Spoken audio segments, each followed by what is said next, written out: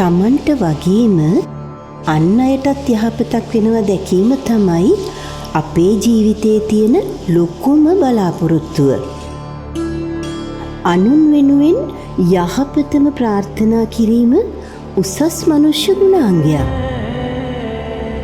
ජාති ආගම් බෙහෙදයකින් තොරව හඳුන් කූරක් දල්වා යහපතක්ම වෙන්නට බැති සිතින් කරන ඒ ප්‍රාර්ථනාවේ සුගන්ධය දසත පැතිරේවා යන පහන් හැඟීම අපට පරම්පරාවෙන් උරුම වුණ යහපත් සිතුවිල්ලක්.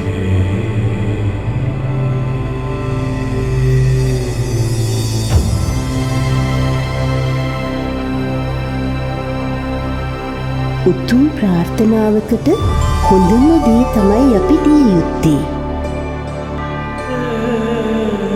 ඒ දීප්තිමත් ප්‍රාර්ථනාවේ සුගන්ධය මතු පරම්පරාවටත් විහිදේවා.